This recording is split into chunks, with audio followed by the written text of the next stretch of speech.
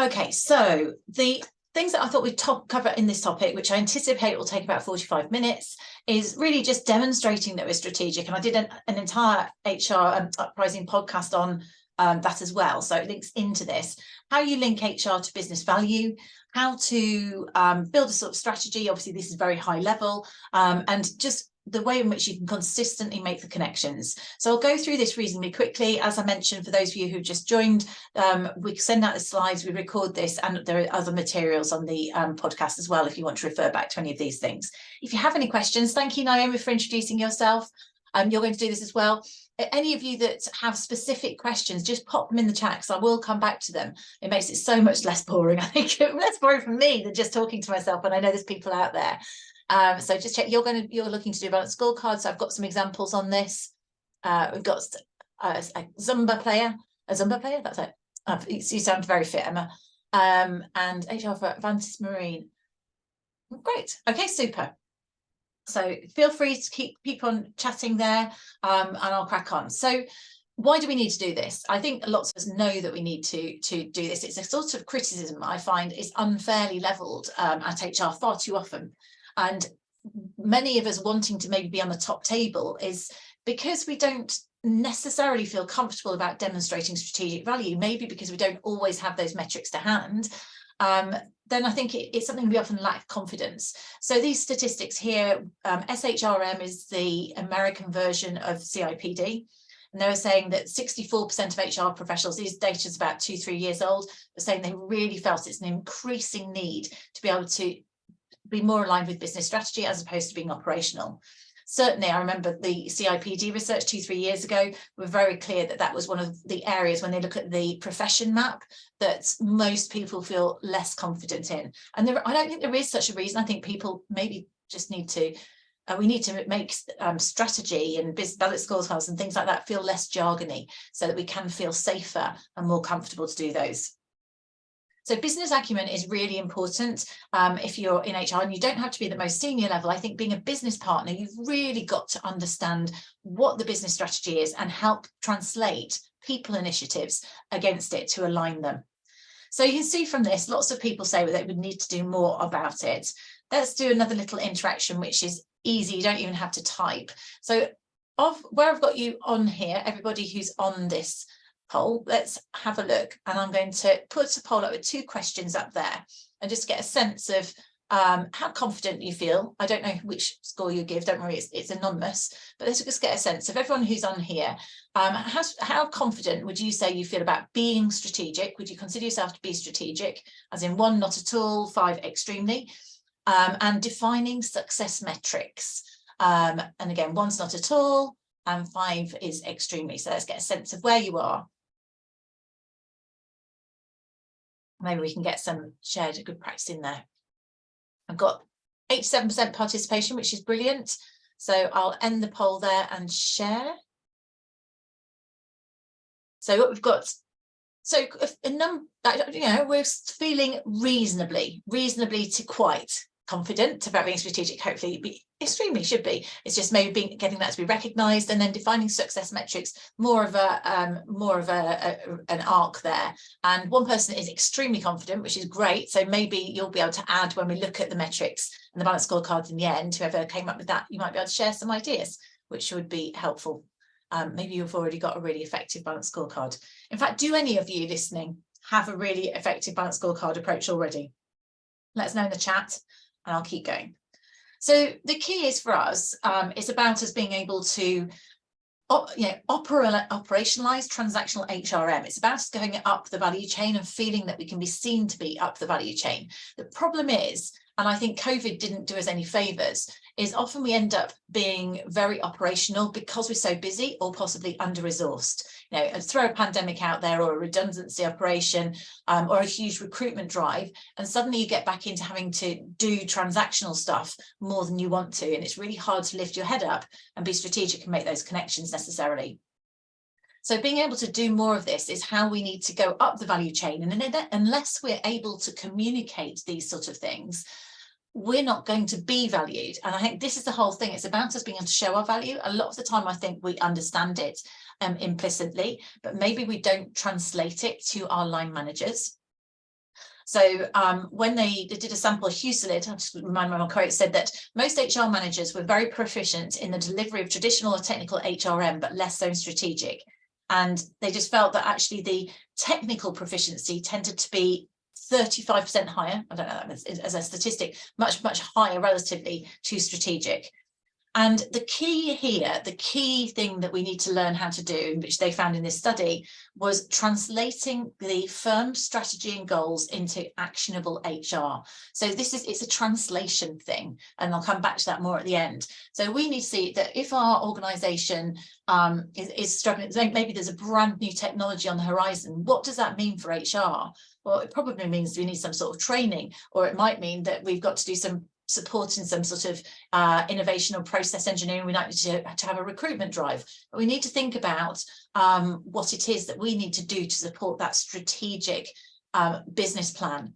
And we need to explain it, because if we can't make those connections, our business managers are not going to make it for us. And then we're never going to get the tools and resources that we need to do what we need to do for our people. So it's being able to learn to make those connections. It's about joining things up. And I always think this is the real critical thing. So it's connecting business strategy and people's stuff, whatever that looks like. So if we want to really grow the business, whether that's, well, if it's inside of people, then obviously that's recruitment and retention. But if we want to grow as a business in terms of larger revenues or more profitability, what does that mean in terms of people? So obviously it means that you need to make sure that people know clearly what's expected of them. And we said at the start, performance management plays a part in that, of course, because people can have stretching goals. If their goals don't align with the business strategy, then we're going to be targeting people to go in the wrong direction. So clear goals, people who are motivated, engaged, well managed, really want to achieve those goals and have bought into those goals.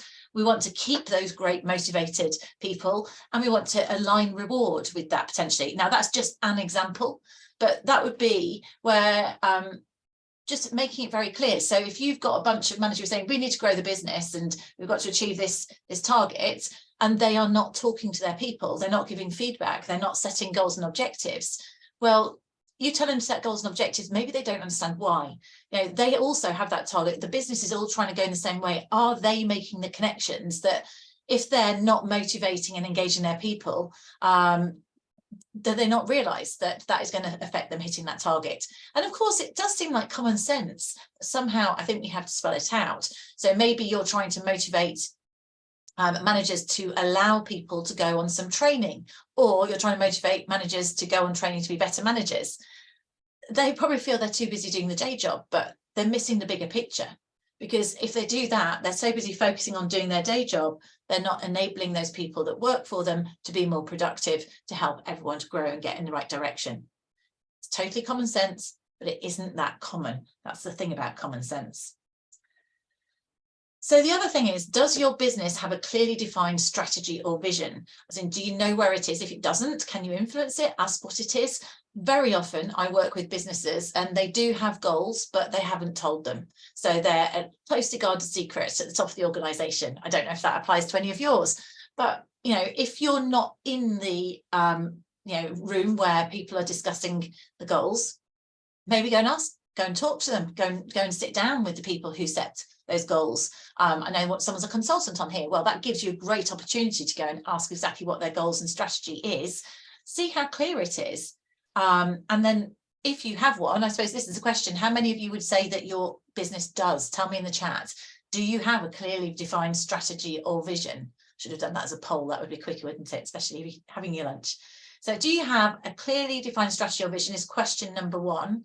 And sort of isn't really, yeah, that's a great answer. And then the next stage of that is, if it's clearly defined, is it clearly communicated? Great. So you have that, I have to call you P. Lewis. I'd have to guess what your first name is, because of P. Lewis. A lady or a man? Paula. I was going to go Paul, so I wasn't that far off. Hi, Paula. So great, you have, and it's already shared and communicated, brilliant. And do you have aligned or defined goals that people understand how they link, or that they link, and they're not just for the sake of it? So I'm guessing Paula might, because it sounds like they have, but rhetorical question to others. If you haven't, this is something that is a great way in which you can start. And also, going and asking about these things are going to demonstrate that you are strategic. Because if you want to know what the vision is, and you know the reason you want to know is because you want to align your departmental goals, the HR goals, with the strategic vision. You know, who's not going to want that? That's exactly what we want to be there. That's great. So some are clearly cascaded goals, are less. And actually, when I say cascaded, I don't believe it's the right thing to do to give everybody the same goal, and unless it's a very sort of operational goal, something. I don't think that's motivational, but cascading to the extent that I think, okay, what's my job role, and how can I see how my job role or my personal objectives align with the business objectives? For me, that's what I'm saying. Alignment is maybe a better word than cascading in terms of terminology. So it's about making sure that anything that's cascaded, it connects. So these are all things that actually, even just from this conversation, you can do more with, and you can ask those sort of questions to people, and that in itself is showing that you're being strategic. And you may go, oh, okay, so what exactly do we mean by that? So like Valeria is saying, it's not clear. Is it as clear as it could be? Asking those questions about how can we make it clearer, having the confidence to ask them, we should absolutely feel we can do that, because you'll probably add huge amounts of value by doing that, because people realize that it perhaps hasn't been explained as well as you might want it to be. So simple steps to building a strategy, an HR strategy. I really encourage you, if you don't already, and I see Emma does that with her clients, sometimes it's easier as a consultant. It depends what role you're in and where you sit in the hierarchy. I encourage you to feel able to do this. You know, even if you're in a relatively junior HR or learning development role, it's a great opportunity to actually show your worth. Sit down and find some time with the senior team and understand their key drivers and challenges. And then when you're doing those, feel confident enough to be able to sort of say, so would that connect with this? So, what is your key driver? And I've got an example later. And just sort of say, so would that connect with, does that mean that you're going to need more resource, or does that mean you're going to need different resource, or do you think people already have the skills and need the training? How is that going to impact your people? So ask questions, be curious about stuff to do with people, and get them to think about it. And it might not be just people, it could also be people systems, like what data people are going to need. You can then, if you're having that conversation, think about what are the enablers and solutions, whether it's technology, whether it's training, just think about what those connections are. If you're in a role where you could create a strategy map or similar, excuse me, my cat's decided to come visit, she's very friendly. Strategy map or visual, I'll show you an example of that. That can be a really good way to get your organization to buy into it. And then if you get buy-in, then that's how you get funding, because often what we need is funding. You put things into action. Of course, then you need to see whether or not your actions actually are working. And that's where your balanced scorecard will allow you to measure the success. So I love a visual for demonstrating sort of a people plan or strategy. And this is an example of a people related strategy on a page, which is based on something that I used myself. So a few years ago, the organization I was in, it was a technology organization, and technology was moving on. There was old technology and there was new technology, and therefore they were suffering against the competition, because we had lots of people. This company was an established player in the old world, but less established in the new world, and there were big competitors coming through who are faster and sort of sexier in terms of things. So what we thought about is, how can we, I'll put this all up together so you can look at it at the same time. What do we need to do? That was the problem. So how are we going to fix it? And we decided that there was a two-strand approach as to how we needed to fix it. We needed to sort of build our own in terms of increasing our skill and capability through a combination of training and also some recruitment. But we also needed to make sure that the people that we had were motivated and engaged. And we couldn't afford to lose those legacy skills either. So it wasn't about out with the old, in with the new. We kind of needed to do both. So the way we did that was we thought about, well, we need to manage people and we need to develop people. And so it was a sort of, the baseline was about clear expectations and processes and ongoing performance management. And the performance management was something that's quite standard now, but at the time, engagement was quite new. And so it was really about helping managers realise that the way in which they carried out performance management was critical to engagement and therefore retention of their people. So we did things like that. We defined this, we put in place performance management expectations and processes. We also trained our managers to do this, and we put various other things in, from enabling technologies, assessment, mentoring, coaching. Some of those are new in terms of social learning and all that sort of thing. So you need to put things in which are relevant to your particular scenario. And we wanted to create an environment where people were engaged and empowered to learn and grow and stay with the organisation. So that's just an example of something. And why is that important? This was important because if I needed to go and ask for money, which often as an internal function, we are spending money as opposed to earning money. You know, if you go to the sales director will probably have the snazziest, most expensive bit of technology. Salesforce.com is not cheap, but because they're sales, they get it. HR and learning and development are often the poor relations. If you roll out SAP, after you've got payroll, then often any of the HR things come last, unless we make a really strong case for it. And in order to make a strong case for money for what we want to do, we need to connect it with the business goals.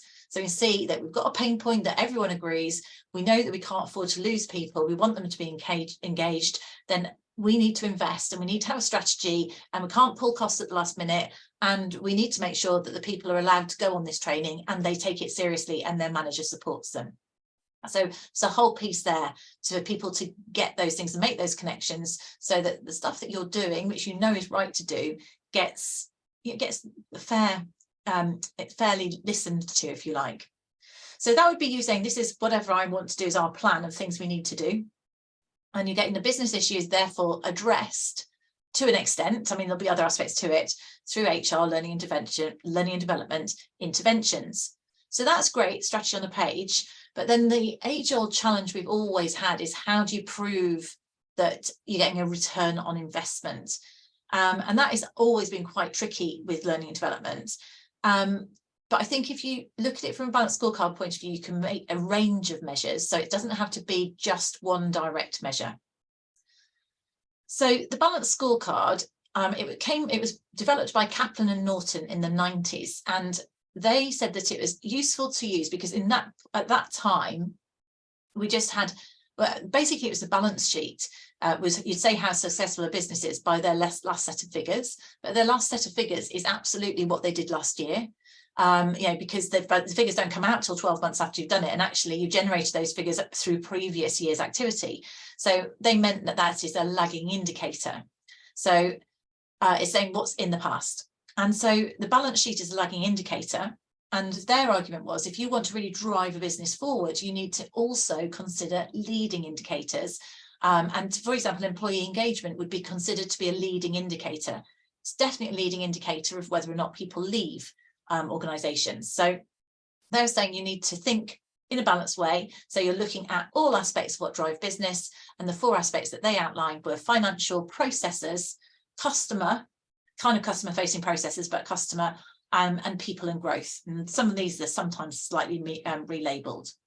So that's the principle. You're getting balance because you're setting goals in all of those areas. You're not lopsided as a business and missing out something. So you could be like cost cutting, or having too many processes, things where you could do too much in one quadrant that might make you less effective. So if we wanted to then look at building our own balanced scorecard, before I do that, anyone got ideas of the sort of metrics you might put in a balanced scorecard? So if you were going to put a metric in about customer, learning and growth, I mean, you can have a company. What we used to do, we used to have a company balanced scorecard, and then we chunked it down to have an HR or a learning and development balanced scorecard. And that's what I'm going to look at here. But any comments on metrics that you've seen before, or maybe some of you have got, I think some of you have got balanced scorecard metrics. What sort of things might be a metric in a balanced scorecard?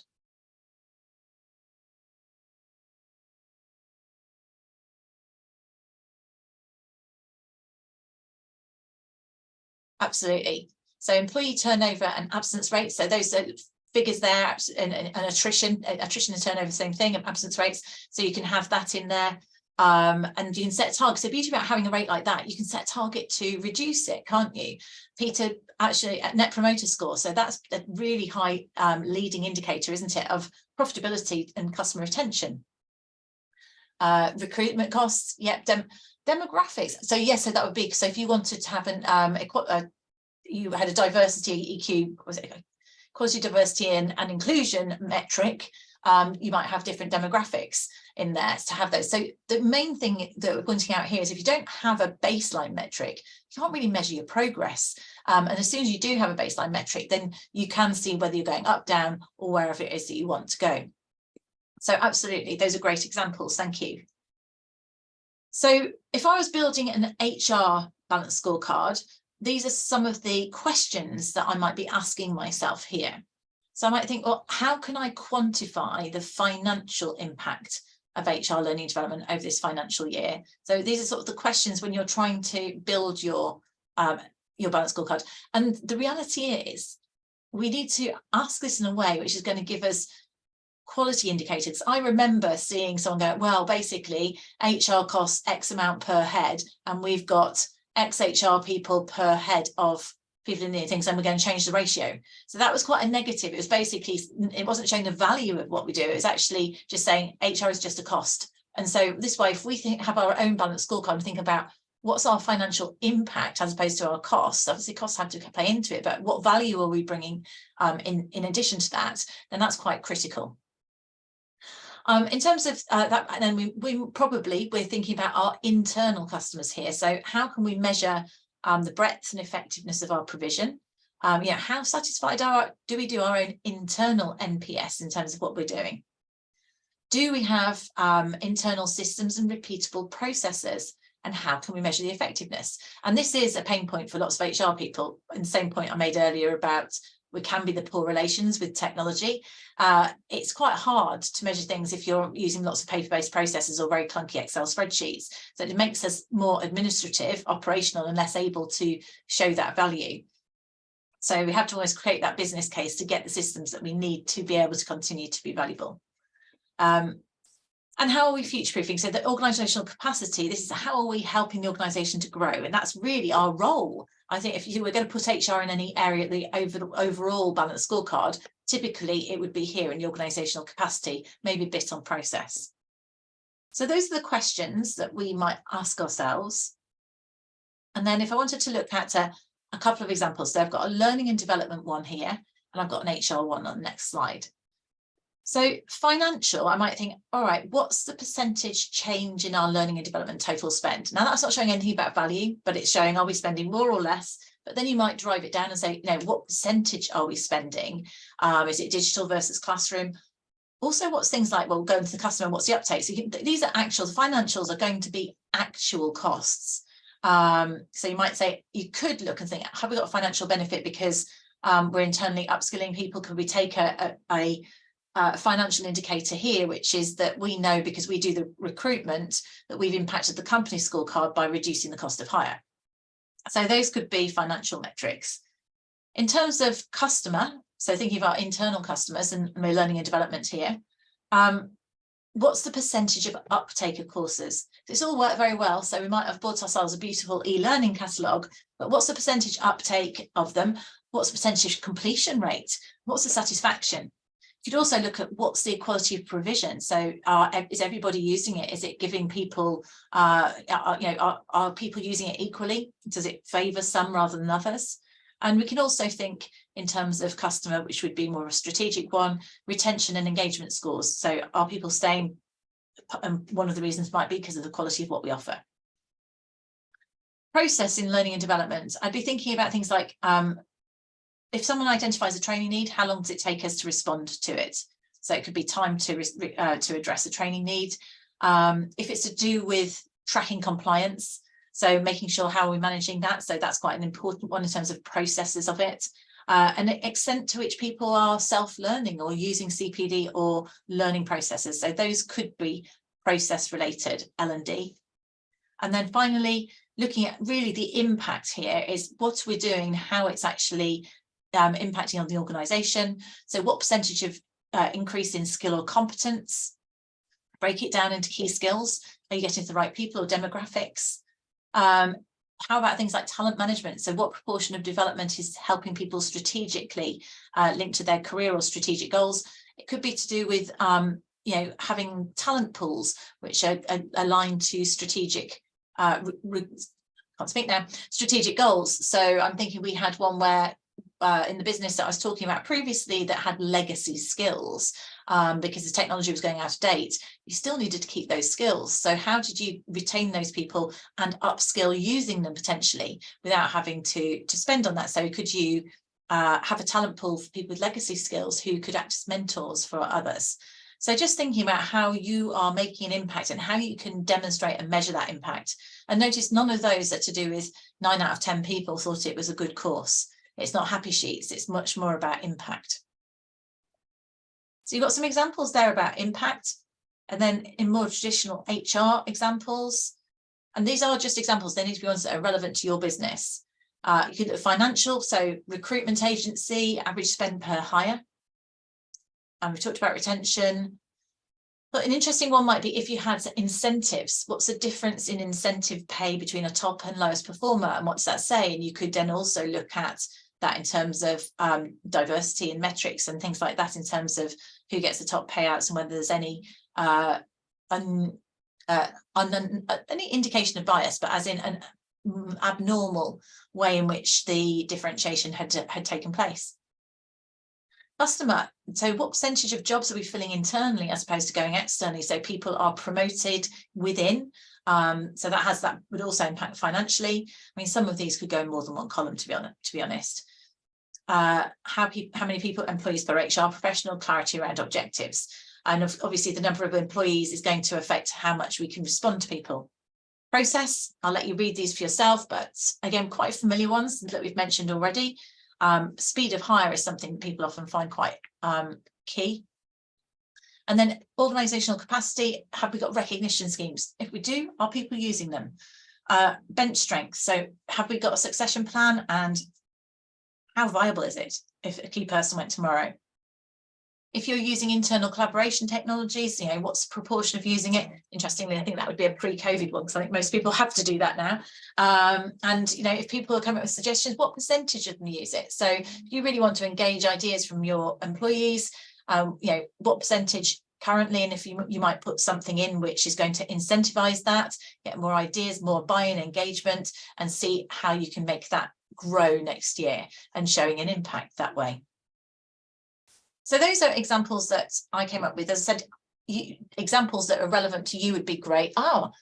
Is there? Emma says there's an HR reporting ISO standard 304, which is a great place to start. I haven't heard of that, Emma. Thank you for sharing that.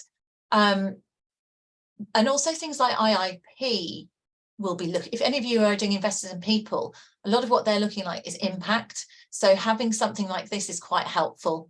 Oh, great. So it's always useful. The people we know in the chat, always useful. Emma, what did you say at the top? Were you the independent lady? If people want to find you on LinkedIn